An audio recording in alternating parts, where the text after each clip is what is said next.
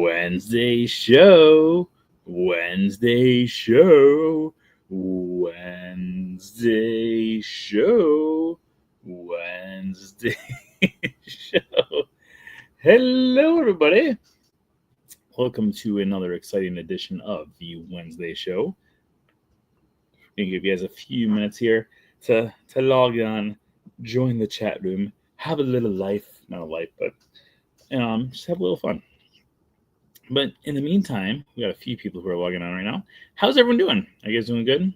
Hopefully everyone's doing well out there today. Hello, Frank fam. How are you guys doing?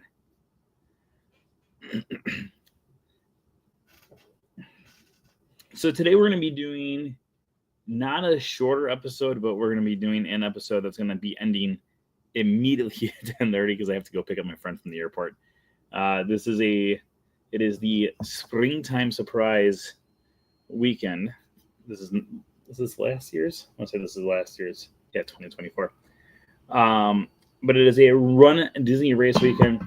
And one of my friends was planning on coming in tomorrow, and then they found a flight for tonight, and they also found a room at Pop Century for tonight. So they're like, can you pick me up by chance? And I was like, yes, what time's your flight? And they land about 25 minutes after the show ends. So as soon as we finish up the show, we're going to do a quick little wrap up, and then I'm going to be heading off. So we're going to give you guys two options tonight for the show. We're going to either be playing a game of Connect the Dots, or we're going to be doing a Ask the Expert segment where you guys are going to throw any and all questions about anything and everything Disney at me. So those are going to be our two options. I will let you sit back, relax for a few minutes, and try to figure out which one you want to do. We're not going to do brackets this week. We're going to do brackets in 2 weeks. Is that what it says? Oh, it does say 8,000. This is not the 8,150th episode. This is just the 815th episode of the Wednesday show. Here, let me see if I can I edit that? I don't know if I can edit it without. No, I cannot. I cannot edit it without canceling the whole broadcast. So just bear with the fact that this is not the 8,150th episode. It's just the 815th episode. Thank you. I just got my haircut today. Okay. So let's get this party started. Think about one of those two things that you want to do, either Connect the Dots or an Ask the Expert segment. While you guys figure out what you want to do, let's get this party started. We're going to start the 8,150th or 815th episode of the Wednesday show in 5, 4, 3, 2. Hello, everybody. Welcome to the 815th episode of the Wednesday show. Today is April 2nd, 2025. And I'm your host, as always, Brent Dodge. Hello. Today we're going to be going through and doing either a game of Ask the Expert or a game of Connect the Dots. But of course, before we get to that, let's talk about our news for the week. All right, so first off, thank you for everyone out there who's been joining us for our Saturday in the Park. If you don't already know, every single Saturday we do a live broadcast from someplace found throughout the Walt Disney World Resort. I also want to apologize. Right now, we're thinking about it. I lost my voice this week. It's coming back. It's almost completely back. So I do apologize if there are a few times where I'm talking today and you're like, what's up with this voice today? It's coming back. So don't worry about it. We're almost fully recovered. But as always, every single Saturday we do a live broadcast from someplace found throughout the Walt Disney World Resort. You never know where we're going to be broadcasting from, but I promise you, we'll always be coming to you live from Disney. Now, for this Saturday, because it is a race weekend, that means our Saturday in the Park will not be at the usual 1 o'clock, but it'll be a little bit later in the day. So just make sure that you are subscribed to me on YouTube with the notifications on, so that way you get a notification as soon as we go live. And speaking of subscribers, let's take a look at our current numbers. We're currently sitting at 8,471 subscribers. That means we are only 1,529 subscribers away from 10,000. So if you know a friend or 1,590, or not 591, 1,529 friends out there who are not subscribed yet, send them over so we can get this number to 10,000 over the next few weeks here. But if you are subscribed, thank you so much. Also, as always, tonight's episode is sponsored by our wonderful, our super duper, our always tremendous Patreon pals. We salute you. thank you to our Patreon pals out there for sponsoring today's episode. If you are one of our Patreon pals out in the chat room right now, give us an oh yeah. Okay, so we do have people who are popping in with a thing. We're going to give you guys about 1 more minute because we do have a lot of people who've joined us while we're going through and doing our intro. Tonight, we're going to be doing either an Ask the Expert segment. We're going to throw any and all questions about anything and everything Disney ME, or we're going to be playing a game of Connect the Dots where you throw different things about Disney, and I have to connect one thing to the next thing throughout the evening here. So we're going to give you guys about 1 minute to vote. If you've already voted, don't worry about voting again because I see your votes in the chat room right now. But if anyone out there has any votes that they want to put down for either Connect the Dots or Ask the Expert, throw them into the comments right now or forever hold your Disney podcast peace. Also, does that light, is that too bright? The light bulb has been there. So I've got this light right here I bought back in 2010 when I first moved down here. And it's had the same light bulb since 2010. I only turned this light on specifically for the Wednesday shows. It's been part of the lighting for the last 15 years of the Wednesday show. And the light bulb finally died the other day, and I just switched it out today. And I just don't, I lost the cover for the lamp years ago. I don't know where it is. I think I accidentally threw it out because obviously it would be around here someplace. But it's a lot brighter than it usually is. Here, I wonder if I can dim it down a little. Ooh, wait a minute. Oh, no, it just, there we go. That's a little low. Ugh, don't look into it. Okay. Here we got one question here, and then we'll go through because it does look like everyone is voting for Connect the Dots. So we'll do one question, and then we're going to go through and do it. So wait, does the springtime race start Thursday or Friday? So the races start Friday, but the expo's tomorrow. So the expo starts tomorrow at 10 o'clock in the morning, and then the races are Friday, Saturday, and Sunday. All right. We're going to play a game, Connect the Dots. Now, in case you've never played a game, Connect the Dots, this is how we play Connect the Dots. You guys are going to be throwing things in the chat room about anything and everything Disney. This can be things like Big Thunder Mountain Railroad, Winnie the Pooh, Snow White, Walt Disney himself, Roy E. Disney, however you want to do it, you're going to be throwing random things into the chat room. How we are going to go through, there's still plenty of room left of saying things. There's a little, we'll see.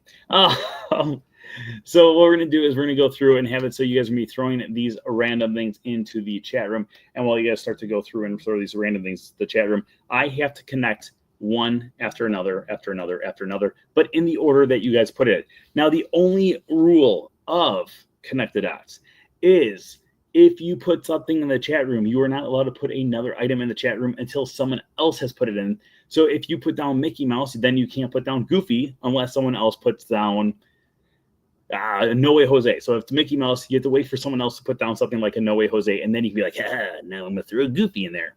So you cannot have back-to-back things.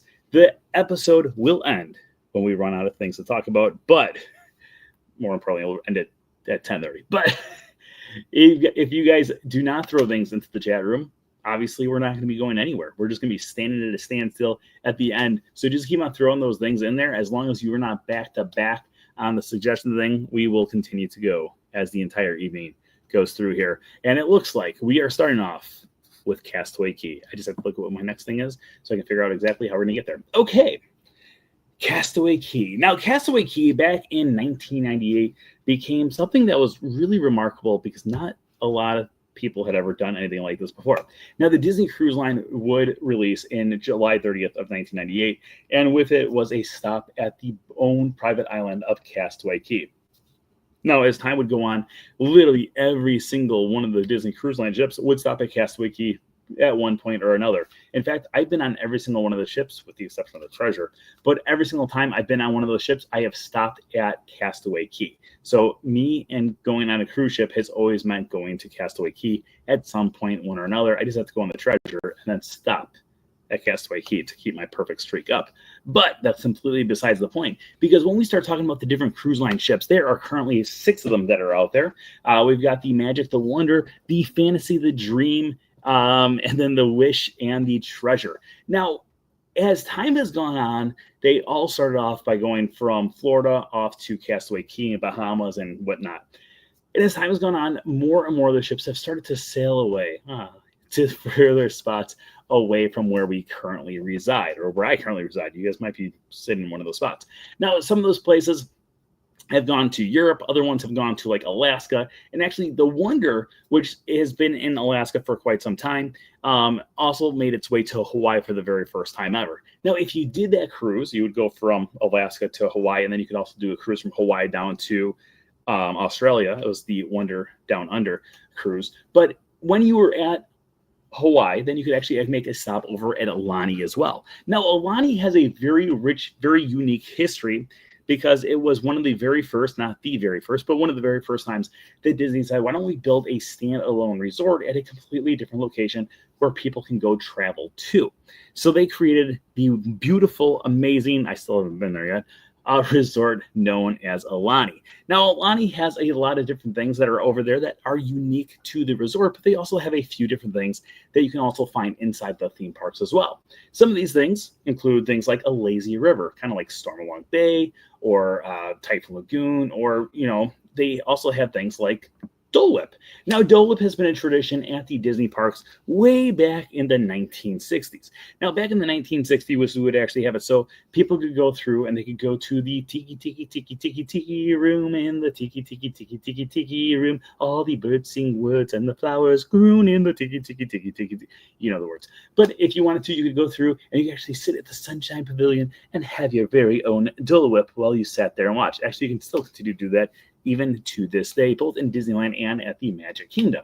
And it's one of those things that the Tiki Room has truly kind of taken off into brand new areas, because before that, we never had things like audiomatronics. Now, the audiomatronics would slowly evolve from the Tiki Room all the way up to current audiomatronics, like the ones that are found on Tiana's Bayou Adventure.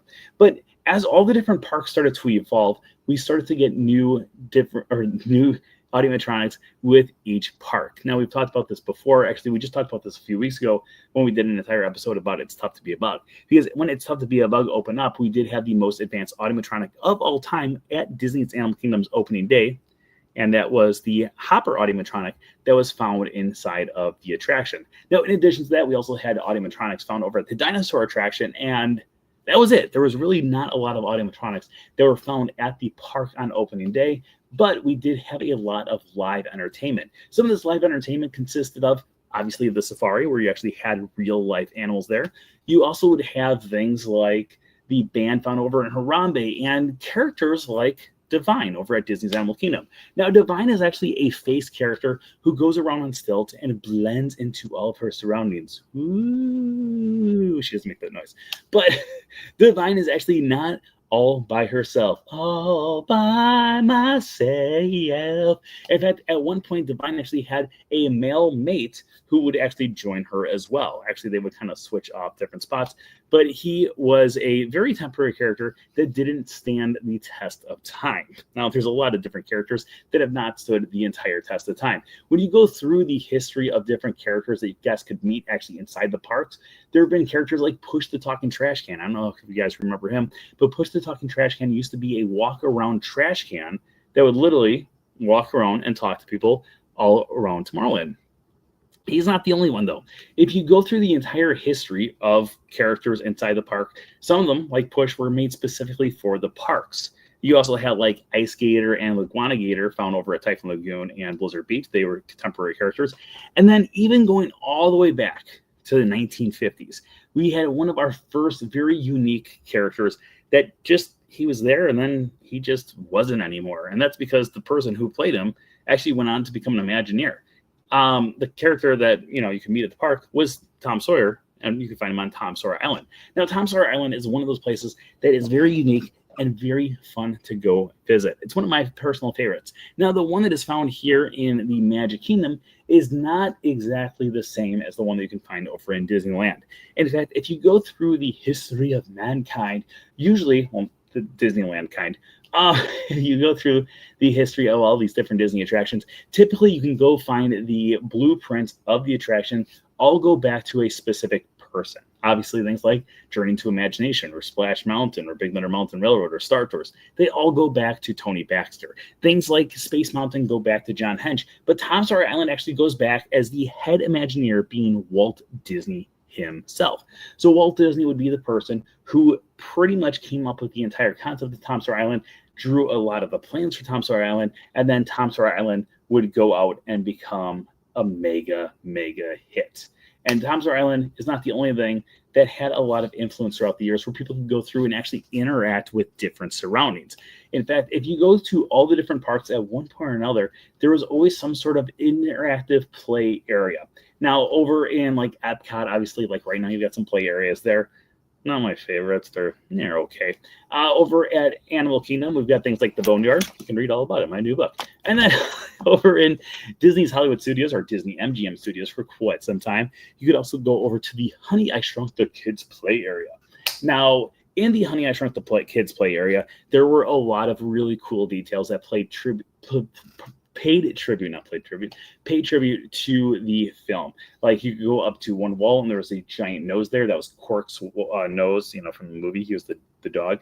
In addition to Quark, you also had Auntie. You also had it so there was like a super soaker. There's a lot of different things there. Now, if you aren't really familiar with where this was, it was actually found over on the Streets of America. The Streets of America were like that center section in the back of the park that had New York Street and then also had San Francisco Street. In addition to those two things, we also had things like the Osborne Family Spectacle of Dancing Lights, RIP, is literally the thing that I miss the most out of all the different things that have gone throughout the years. That are wishes. I can't. That's besides the point. I'm getting off track. But if you went to the end of San Francisco Street, there actually used to be a theater back there as well. And that theater actually had one of the most unique, one of the most amazing plays that I've ever seen inside of a Disney park. It was the Hunchback of Notre Dame musical, and of course it starred Quasimodo. Now Quasimodo, where am I going to? Oh, okay. So Quasimodo, of course, originally came out in the 1996 Disney animated film. I mean, obviously before that, it was based off of a novel written by Victor Hugo, and actually that's why two of the gargoyles in the movie are named Victor Hugo, and there's also Laverne. Those are going to be the three gargoyles, but two of them actually pay tribute to Victor Hugo, the name of the actual author.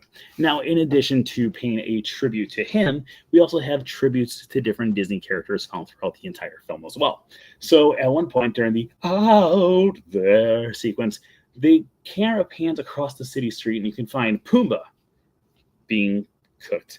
You can also find the magic carpet from Aladdin, and then of course you can also find Belle, little town, it's a quiet village. Obviously Belle also takes place in the in France, and that is why we have her found inside of these streets of Paris as well. Now, Beauty and the Beast is one of those very unique things, because if you go through to the Disney parks and try to track exactly where Beauty and the Beast begins, it does begin on its opening day back in 1991, because the day that the movie came out was also the day that they debuted Beauty and the Beast live on stage. However, the theater for Beauty and the Beast live on stage was not where it currently sits. The Theater of the Stars actually was right at the end of Hollywood Boulevard, and Sunset Boulevard did not exist yet.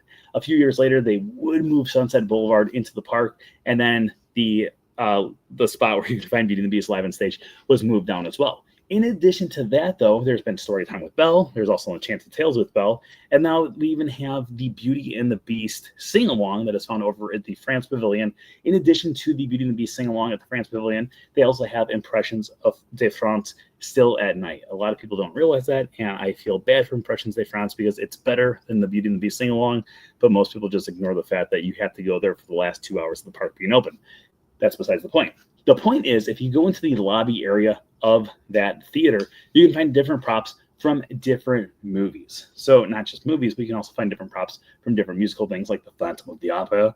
You can find the Beauty and the Beast actual live action film with Emma Watson's dress there that she actually wore in the film.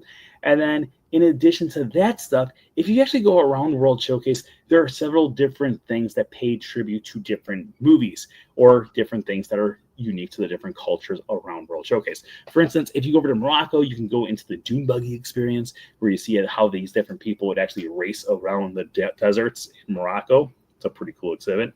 If you go over to America, we got the Native American exhibit there. And then if you go over to France, we actually have a thing all about the mythological creatures from Norway, including the one and only Thor. Now, Thor, of course, would be going through and having, I just want to play this. We'll be on Disney Cruise starting April 28th, visiting both Castaway. That's the one cruise I want to do. I want to do one where it goes to both. Okay, but anyways, Thor. So, talking about Thor. Thor is, obviously, he made his debut back in the late 2000s in the movie Thor. And then he went on to be in Thor 2, and then Thor 3, and then Thor 4, and also the Avengers. He's been in a lot of different movies throughout the years. Thor has been a pretty big deal. I mean, Chris Hemsworth has done an amazing job representing Thor. In fact, actually, let's talk a little bit about Chris Hemsworth. I'm not sure exactly how we're going to get to the next thing, so let's talk a little bit about Chris Hemsworth. Now, this is not the only time that Disney and Chris Hemsworth have actually worked together. There's also a thing on Disney Plus called Limitless. I highly recommend it, Limitless. If you've never seen it before, it is a thing talking about how he is going through and trying to defeat his different fears in life. So things like death and things like heights and different things like that. So when he goes through, it's kind of teaching him how to go through and live a full life to his fullest. It's a great thing. In this film, we also have it so he goes through and he starts surfing out in the middle of the Northern Sea, where he's surrounded by different icebergs, which is kind of a cool thing. And you might be thinking, I've never seen Limitless, but that kind of seems familiar. Well, it should seem familiar if you've ever been to Epcot before. Because if you've ever been to Epcot, naturally, you've probably been to Awesome Planet. No one goes to Awesome Planet. But one of the scenes that is found inside of Limitless is also found in Awesome Planet, where you do see these people who are surfing around the icebergs. Now, Awesome Planet is one of those attractions that has had a very unique experience throughout the years. It did make its debut about 10 years ago now. I don't even understand time anymore. But prior to that, it was the Circle of Life film starring Timon, Pumbaa, and Simba as they're going through and trying to create a brand new beach resort. But then they realize that their beach resort is also ruining the waters that are downstream for all the different animals to enjoy life. So they got rid of that as well. Prior to that, we had a different show called Symbiosis. And Symbiosis, you might be thinking, I think I've seen that at Epcot too, but I wasn't around when Symbiosis was born. Yeah, that's what your voice sounds like. Just letting you know. So if you've been to Epcot, this is why you might have it familiar. If you've been to Epcot, at the very entrance of the Land Pavilion, you can actually find a little plaque talking about Symbiosis. So when you're walking around the World Showcase and around Epcot and around Magic Kingdom and all the other parks, make sure you go through and really focus on these different plaques, because if you don't focus on these different plaques, there's probably a lot of different things that you are missing out on. For instance, if you go over to Main Street USA, you can find the plaque about Main Street USA and the actual dedication to the Walt Disney World Resort. Now, one of the things that talks about is the sights, the sounds, the smells of Main Street USA and Walt Disney World, and how everything came together and how they wanted to thank all the different Imagineers that were there. Now, I think it's very important that we do talk about these sights, these sounds, and the smells of Walt Disney World, because if it was not for all these different things, it just wouldn't work. For instance, Main Street USA is like a perfect example of how the Imagineers planned everything out and they wanted to bring everything together to give you the entire story that most people don't completely understand is actually going on. So as soon as you enter into the Magic Kingdom on the ground is all red, because it is the red carpet allowing you to come to the brand new movie premiere that you are going to be the star in. When you go through the tunnels of the Walt Disney World Railroad on the left-hand side and the right-hand side, you can find several different movie posters. All these different movie posters, of course, are the coming attractions, much like you would find at a movie theater. And then you can actually smell something in the air. It is the smell of popcorn, much like you would have at a movie theater. But more importantly, this is also where you can find popcorn buckets. That took a while, but I got there. So the popcorn buckets have been a tradition of Disney for quite some time. They have also been the number one reason that I have gone broke throughout the years. Well, that didn't run Disney. If it was not for popcorn buckets, I would probably have a lot more room in my place, but I am also very thankful for all the amazing popcorn buckets that I do have. Now, the popcorn buckets originally started off as just very simple cardboard things that you would go through and eat your popcorn out of. In fact, I actually have one of the statues that's over here of Donald Duck eating one of the popcorn buckets from the original popcorn bucket designs back in 1955. But as the time has gone on, these popcorn buckets have evolved into so many other creatures. Now, they went from the cardboard thing into little round containers, and from those round containers, we started getting things like Figment. Now, Figment, along with so many different popcorn buckets that we have started to evolve around the actual characters. In fact, just a few weeks ago, or just like last week now, I bought a brand new popcorn bucket, surprise, surprise, of Thumper from Bambi, and he is there with an Easter egg. In addition to that, I also have one of the carousel. Now, let's talk a little bit about the carousel, because I think that is one of the coolest popcorn buckets of all time, but we're not talking about popcorn buckets anymore. We're actually going to be talking about the carousel. Now, the carousel is going to be the oldest attraction found in the Walt Disney World Resort. I was actually just talking to one of my friends last week, and we were talking about how there are a few different attractions that are found inside the Magic Kingdom that are older than the Magic Kingdom. Not only is the carousel one of the original attractions that was created before the parks were actually created, but also the 4 train engines that go around the Walt Disney World, or the Magic Kingdom, I should say, but they're called the Walt Disney World Railroad. So these different things were actually transported from a different spot and brought over here. And then as time would go on, we would have different narrators come in to do the voiceovers for the different attractions. In addition to the voiceover work here, we also have had several different voiceover work at all the different attractions. Now we've got things like, there's a great big beautiful tomorrow. Obviously, Carousel of Progress has a lot of great voice work. The American Adventure, and then of course the Haunted Mansion, which stars many people like the Mellow Men and of course Paul Frees. Now, Paul Frees is one of those people who has done so much work throughout the years.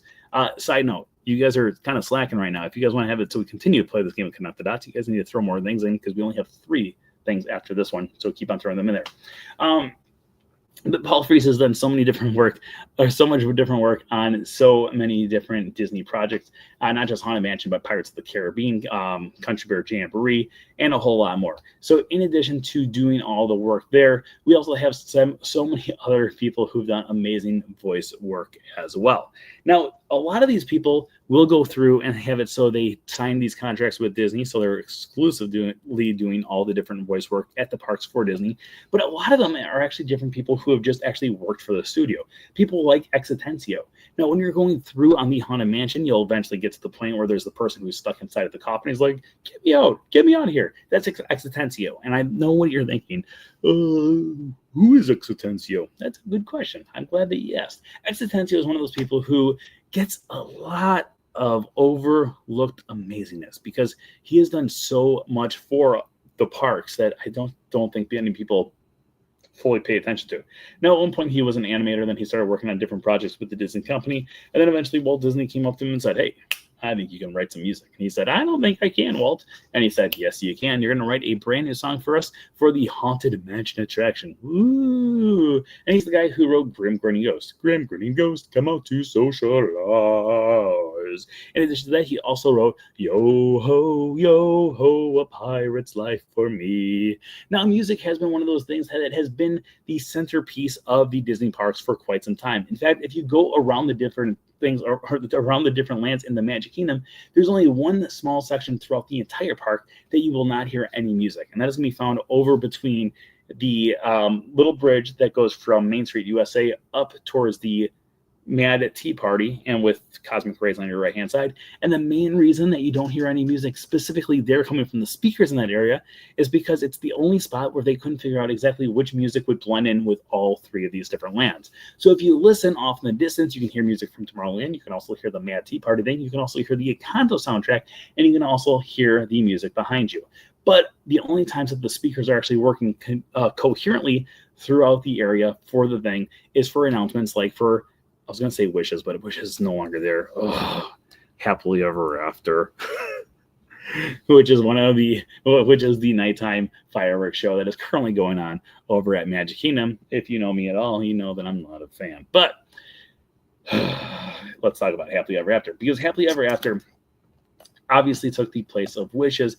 And at the point when Happily Ever After first came in, it was not the only nighttime what do I want to say? Spectacle that could be found at the Magic Kingdom. Obviously, we have the Main Street Electrical Parade found at the front of the park, but prior to this, we also still had the Main Street Electrical Parade taking place in the center of the park. It would actually start off in Frontierland and then make its way through Liberty Square into Main Street USA and then exit out over by the fire station. Now, in addition to the Main Street Electrical Parade, we also had Spectro Magic there as well. Spectro Magic has gone through and had a huge life with it too. It was hosted by the one and only Jiminy Cricket. Hey folks, it's me, Jimmy the Cricket. That was just a little side note because one of my roommates on my college program thought that his name was Jimmy the Cricket and not Jiminy Cricket, and still to this day, I give him a hard time about it. But that's completely besides the point. So it was hosted by Jiminy Cricket. This is Spectrum Magic, not Main Street Electrical Parade. And when it was hosted by Jiminy Cricket, that was not the only thing that he hosted. He also hosted, of course, Wishes, but it was not the only times that you could actually find Jiminy Cricket inside the park. Now, not like Disneyland, where we actually have a Pinocchio's Daring Journey attraction. Over here, we do have Pinocchio's, the Pinocchio Village House, which is going to be a restaurant. Now, if you go inside of the Pinocchio Village House, there's going to be so many different rooms. Each one of these different rooms is going to pay tribute to so many different characters. So if you go in there, there's one room that is completely the Geppetto room. Another one that's the Cleo room, another one that's the Figaro room, another one that's Pinocchio room, Blue Fairy room, and of course, Jiminy Cricket himself. But I think the most obscure room is the Monstro room. Now, Monstro is going to be the whale that is found inside of the film, and a lot of people don't really realize that Monstro the whale still lives on to today. I know what you're thinking, yeah, I've been on the Storybook Canal boats over at Disneyland. Yes, he does live on there. However, he has been the inspiration for other whales in future projects as well. And not just Disney projects, but Pixar as well. So when Pixar was going through and creating Finding Nemo, they wanted to go through and get some footage of real life whales because obviously at one point Dory does speak whale and she gets swallowed by a whale along with Marlin.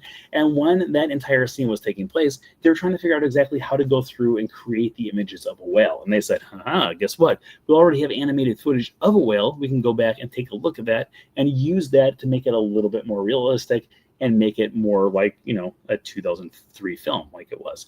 So what they did was they went back and they looked at Pinocchio and they looked at the whale and they said, okay, now we know how to do underwater scenes. Bam, we got a whale. Now, in addition to that whale that is found inside of Finding Nemo, a lot of people thought that that was going to be one of the villains of the film, even though he ended up helping them out instead. In fact, I think the true villain is P. Sherman of P. Sherman 42 Wallaby Way, and of course, his niece, Darla. Darla is a very unique character because she can only be found in Finding Nemo. You can find her in Finding Dory as well. So let's talk a little bit about her stay in Finding Nemo and how it also translates to the Disney parks. Because when you are watching Finding Nemo, yes, she is terrifying. Yes, she wants to be a piranha. They live in the Amazon. I love Darla. She is one of the greatest villains that they've ever had. Just because, okay, let's keep on going. So, Darla just cracks me up. But Darla can be found there. She can also still be found to this day in the Finding Nemo, the Big Blue and Beyond, found over at Disney's Animal Kingdom. Now, if you've never seen Finding Nemo, the Big Blue and Beyond, this is actually a musical that can be found over at Disney's Animal Kingdom. And I know you're thinking, but Finding Nemo wasn't a musical. There was actually no music in that besides nothing. Like, there is nothing. There is no original music inside that film except for instrumentals. How on earth did they go through and make an entire play based around a movie with no music? Well, they brought in two people that they would eventually bring in once again about 5 to 10 years later on. And those people would be going on to create the music also for Frozen and Frozen 2. Of course, we were talking about the married couple, Robert and something Lopez. What's her name? I'm drawing a blank on her name. But anyways, they would go through and create not just the music for Finding Nemo, the musical, but also the music for Frozen and Frozen 2 as well. Let's talk a little bit about Frozen 2. I don't even know where am I going to? Okay, that's where I'm going to. Also, if you're one of those people who are out there and you're just wondering, hey, I don't know where this guy's going to go with this stuff, just keep on throwing things out there because whatever you write in there in the chat room, that's where we're going to go. Let's talk about Frozen 2. Oh, wait. So Frozen 2 was the huge hit. Yes, it was a huge hit to the follow-up of Frozen. Now, in Frozen 2, of course, we have several different characters that come back from the original film, including Anna, Elsa, Kristoff, and of course, the one and only Olaf, who I personally love. He doesn't have bones or a skull, but Olaf would eventually go through and film a brand new series for Disney Plus, specifically for Disney Plus, where he would go through and retell the tales of several different films, including The Lion King, Little Mermaid, Moana, and a few others as well, including Tangled. So let's talk a little bit about Tangled. I'm just trying to figure out exactly how I'm going to get to the next one. I think I'm going to have to make a different leap to get to the next one. So that's the leap we're going to take. So Tangled obviously came out back in 2010 and was a huge hit, one of my favorite princess films of all time, nay, my favorite princess film of all time. But Princess and the Frog was right up there too. There's a lot of really good princess films, but that's besides the point. So Tangled went through and inspired one of the most unique areas in the Magic Kingdom, a bathroom. That's right, a bathroom. And I know what you're thinking. How on earth does a bathroom connect with what we're talking about here? It doesn't, but it is going to get us out of the area that we were in, and that's all that I really wanted to do. So over at the Magic Kingdom, where we have the Tangled toilets, prior to that, we used to have a sky bucket that would take guests from the Main Street area, or I'm sorry, not Main Street, from Fantasyland area to Tomorrowland, or from Tomorrowland to Main Street, or not Main Street, to Fantasyland. I don't know why I'm saying that. In addition to these sky buckets that you can find over here at the Magic Kingdom, we also used to have them found over at Disneyland as well. In fact, if you go over to Disneyland still to this day and you go to the exit area of the Casey Jr. train, you can take a look to the right-hand side in the woods. You can find a little bit of stairs going up to the top of the hill. That is actually the loading area for where they used to be found over in Fantasyland there. Then it would take you over to Tomorrowland as well. Now, I know what you're thinking. Why on earth are we talking about these sky buckets? Mainly because I wanted to get over to Disneyland. So when we're talking about Disneyland, these sky buckets actually used to go through the Matterhorn for quite some time, and they actually had to hollow it up. But the Matterhorn is one of the most unique roller coasters in the world. In fact, it was actually the very first ever two-steeled roller coaster anywhere in the world. It was created specifically for the Magic Kingdom. It was actually inspired by a movie called Third Man on the Mountain, starring James MacArthur and Dorothy McGuire. But we're going to get away from that because I know where I'm going to go, and I don't want to get focused on this movie. But we're going to talk a little about the Matterhorn. Now, the Matterhorn would go through and have it so there would be several different people who would go through and do mountain climbing on the Matterhorn for quite some time until eventually they realized that maybe that's just not the safest thing that they could actually do in this park. So they decided that what they needed to do is have it so they had a brand new area that could evolve beyond that, so people could go through and create different areas. I'm flailing right now. I know where I want to go, and I'm just drawing a blank on how to get there. So, I know how we're going to get there. Okay, so let's talk a little bit about what the Matterhorn replaced. Because prior to the Matterhorn, we had a very unique area called Holiday Hill. Now, Holiday Hill, along with a lot of different areas that were found at Disneyland back in the 1950s and 1960s, was a very temporary land where people could go through and have a nice little picnic area, and that was about it. There was just a bunch of picnic benches up there, and they said, hey, here's a brand new land. Now, through the years, we've had several different lands that have just kind of popped up and then disappeared in Disneyland and over at Walt Disney World as well. In fact, over in Disneyland, in addition to this area, we also had things like Bear Country, Critter Country. Now it's Bayou Country. It just keeps on changing all the time. But besides Critter Country, Bayou Country, et cetera, et cetera, et cetera, the newest land that has been added to the parks over in Disneyland would be Star Wars Galaxy's Edge, and prior to that would be Mickey's Toontown. Now, Mickey's Toontown actually originally made its debut over in Walt Disney World as Mickey's Birthday Land, and then became Mickey's Starland, and around the same time it became Mickey's Starland is when they said, you know what, we're going to also open up a land found over in Toontown in Disneyland, and then we had Mickey's Toontown Fair. And the whole idea was Mickey lives in Toontown in Disneyland, but he also has it so he has residency over in Florida. Confused? I am too. But that's besides the point. Let's talk a little bit about Mickey's Starland, because in Mickey's Starland, we had one of the coolest shows that has ever existed in the history of mankind. We had characters from Tailspin, Chip 'n Dale Rescue Rangers, Gummy Bears, and of course, DuckTales. Woo! that took forever for me to get to. And I literally just have a DuckTales cup staring at me right next to me. Like, how you going to do this, kid? You going to get there? You going to get there? Well, we got there. I just don't know how we're going to get to the next thing. You guys are throwing out the ones that I can usually get to, but the way things are stacked up right now, it's like, oh, I got to take like 15 steps to get to the spot that I want to get to. Let's continue. Okay, so DuckTales. DuckTales originally started off as a television show back in the 1980s, and then they would make a reboot back in the 2010s as well. Let's talk a little bit about the reboot that was done in the 2010s, because it's going to be our best way to get to the next thing as well. So one of the best things about the reboot was the fact that we still had all the characters: Uncle Scrooge, Huey, Dewey, Louie, Abigail, etc., etc., etc., etc. However, unlike the original one, where Huey, Dewey, and Louie were all voiced by the same voice actors, this time all three, Huey, Dewey, and Louie, were all voiced by different people, so they all had their very own unique expressions and personalities that helped tell the story of who these characters actually were. So how am I going to get there? You guys are throwing curveballs at me. I have one path, but it's like a cheap path. I don't want to take the cheap path. I want to go all out. I want to do the really good route.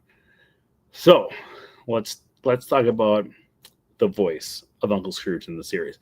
The voice was actually David Tennant. Now, David Tennant is probably most well known from people by talking about Doctor Who. Doctor Who is currently found on Disney Plus, and so is. No, that's not what I was going to do. That was my cheap way out. But Doctor Who is a brand new series that is found over on Disney Plus. It's continuing the tradition of Doctor Who. I personally have only seen one episode of Doctor Who ever, and it was like the worst episode to start off with. I was told afterwards. Everyone's like, "Why'd you start off that episode?" I was like, "I don't know. It's the one that was on TV, so that's the one I watched." But let's talk a little bit about Disney Plus and television series on there. I'm taking the cheap way, but we'll do some fun facts along the way. So Disney Plus, originally when they first launched Disney Plus, they said, you know what, we're going to have all this very unique programming, including things like The Mandalorian, which was an opening day Disney Plus experience. We're going to have things like High School Musical, the musical, the series, which was an opening day experience. And then we're also going to have a lot of new Marvel shows. And then Marvel shows just did not exist. For a long time, we did not get any Marvel series, and people were livid because you promised us these Marvel shows, but nothing was around when we first started. But then we got the very first ever Marvel series that was made specifically for Disney Plus, and that was WandaVision. WandaVision would go through and actually have it so it would pay tribute to several different decades of television. Now, in addition to going through it, having so every single one of these decades was going to be represented, they wanted to have it so people who worked on television in these different decades would come through and actually help them out and figure out exactly how to make these feel authentic.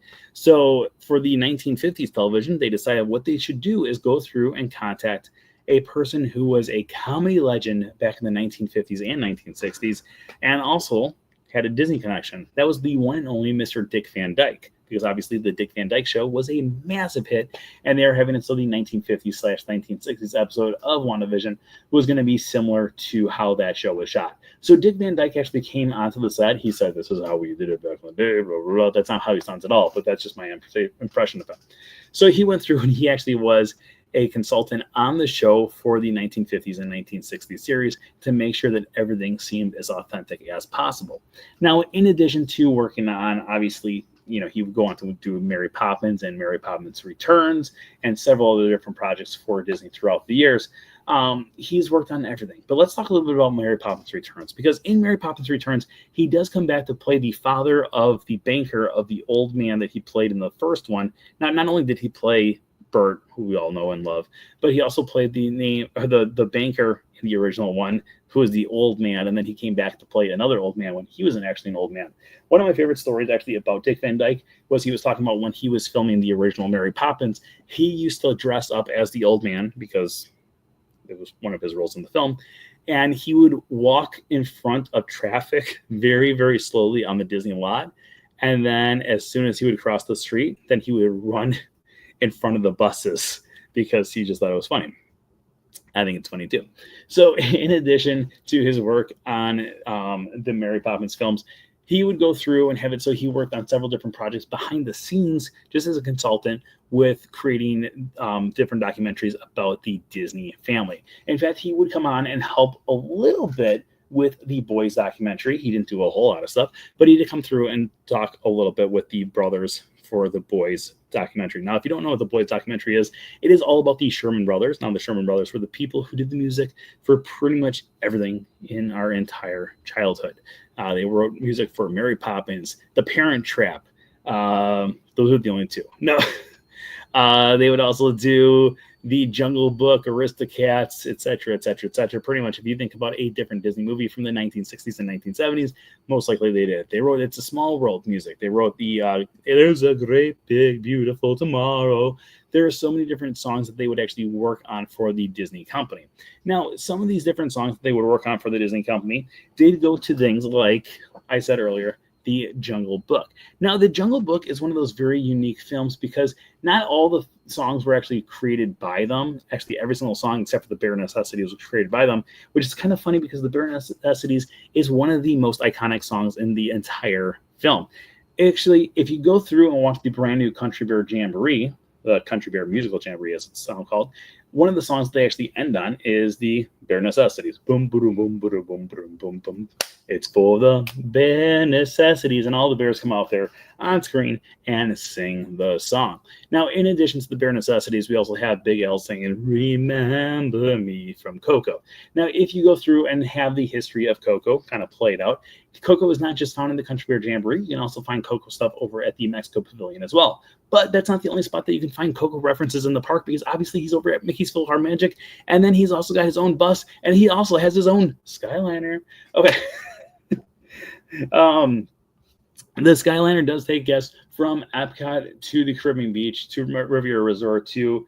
By the way, I had a much easier way to do WandaVision to the Skyliner, and I decided not to take it because I figured for my DuckTales to WandaVision was kind of a cheap way. Because I was going to do WandaVision to Pop Century about different decades of television to the Skyliner. But I decided not to do that. You're welcome, Earth.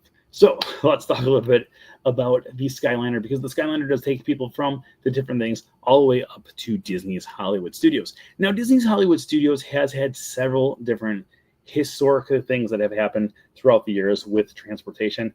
Obviously, it is like the only resort where people can get 3 different forms of transportation all at the same spot.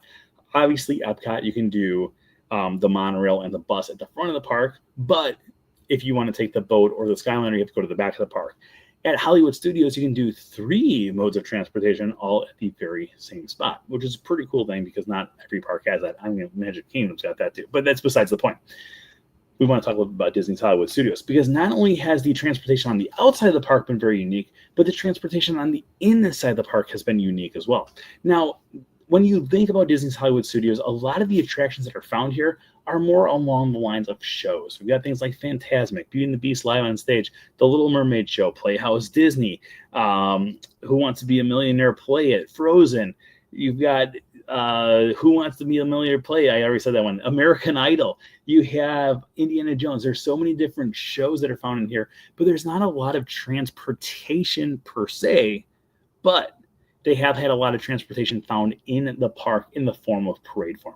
Now, the parade history of Disney's Hollywood Studios is probably the most complex parade history of all the parks. Obviously, Magic Kingdom has had several different parades throughout the years, but over at Disney's Hollywood Studios, there was like a brand new parade almost every single year for years, like literally years. We had an Aladdin parade. We had a Hunchback of Notre Dame parade. We had the Disney Stars and Motors Cars parade. We also had one of my favorite things of all time, Block Party. Yeah. These are Block Party bash balls. I mean, if you guys have never been here with the Wednesday show, you probably have never seen this.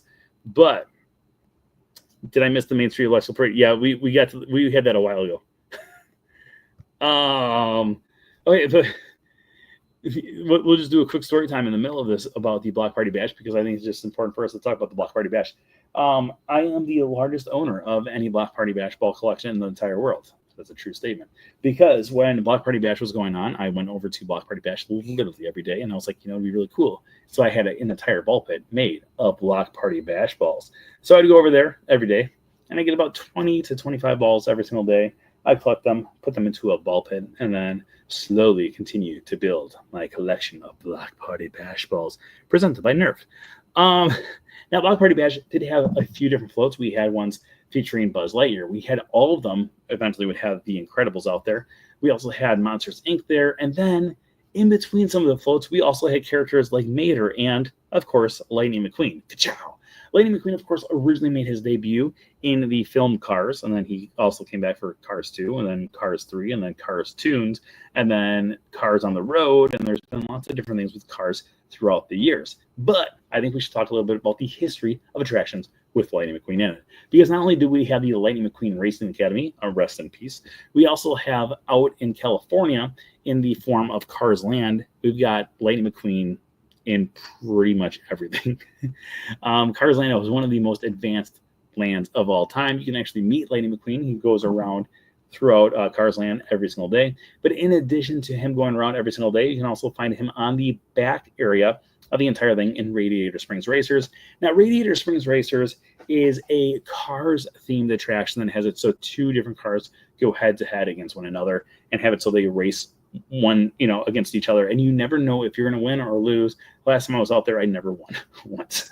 I think I did the attraction 3 times, and all 3 times I lost. It was awful because it is one of my favorite attractions of all time out there. Win or lose, it's just a great attraction. Now, inside this attraction, we do have several different animatronics of Lightning McQueen, Mater, Sally, Ramon, etc., etc., etc. But it's not the only time that we actually have it so Cars has become overpopulated in this specific area. Not saying that it's overpopulated. I'm just saying sometimes you bring in these Cars characters and it's like, whoa, all of a sudden you didn't really expect that they were going to work very well, but they ended up working very well. So because of the success of Cars Land over in California Adventure, they eventually said, what we're going to do? We're going to make a Cars Land also over in Disneyland Paris. So over in Disneyland Paris, we would have the second part, the Walt Disney Studios Park, as it used to be called. And inside the Walt Disney Studios Park, we would have a Cars attraction. Now, this Cars attraction would go through and take guests along the way, and they would see several different Cars characters, but they weren't really sure exactly how to place this into the park because they knew that they wanted to open up a Cars themed land due to the success of Cars Land found over in California Adventure, but they also they weren't really sure exactly where they're going to put the Cars themed land without getting rid of some stuff, but they wanted to do it on a quicker budget than on a longer budget. So because of that, they wanted to re-theme an entire attraction specifically so they could have a Cars themed attraction. The Cars attraction ended up replacing the one, the only, the Studios Backlot Tour. That's right. Paris had a Studios Backlot Tour too, and it was pretty good. I'm not gonna lie. So the Studios Backlot Tour, still to this day, the Cars attraction has it so you can go through and you can see Catastrophe Canyon, and there is, instead of the tanker truck, it's a tanker truck that's Cars themed. So it's got a face on the front, and he starts wobbling and he starts coming down. I did not have the chance when I went to Paris to go on the Cars themed one, but I did have a chance to go on the Studios one. And this was shortly after the Studio Backlot Tour closed up in Disney's Hollywood Studios. And so being able to go out to Paris and actually being able to experience Catastrophe Canyon one more time was one of the coolest things in the entire world. So when you are out there, or when you're here in Disney's Hollywood Studios, before they would actually close it up, the Studio Backlot Tour would take guests on these magical tours of how movies were made. And you would be able to go see the backlot area where you got to go to Catastrophe Canyon. In addition to that, you got to see the Boneyard. And the Boneyard featured several different old vehicles, including Herbie the Love Bug, and Herbie the Love Bug. There was 3 Herbie the Love Bugs out there. In addition to that, you had things like cars from Indiana Jones and The Last Crusade. You had things like the Flight of Navigator spaceship. There's also another one that's still found over at Magic Kingdom, and several other vehicles. You would go by the prop house. You would go by the costuming department. You would go through so many different things, and it was beloved by everyone. But that was actually our last one that you guys threw out there. So that is where we're going to be wrapping up our thing. But to do a quick little recap on exactly what we did today, we started off at Castaway Cay, went to the Dole Whip, then we got to Divine from Animal Kingdom, made our way over to Tom Sawyer Island, and then, of course, talked about Quasimodo, as one does. From Quasimodo, we jumped over to Thor, and from Thor, we made our way over to the Popcorn Buckets. From Popcorn Buckets, we talked a little bit about Paul Frees, and then we talked about the Main Street Electrical Parade. From the Main Street Electrical Parade, we talked about Darla from Finding Nemo. Darla! And then, of course, we made our way over to DuckTales. DuckTales led us, of course, naturally to WandaVision, which brought us, of course, to the Skyliner, which brought us to the Lightning McQueen, and then ended up at the studio back out to our... Thank you. Oh, my gosh. I just rambled off a lot of stuff there right in a row, and I lost breath. Okay. So, my friends, that is our game of Connected Dots. My mouth is so dry right now. There we go.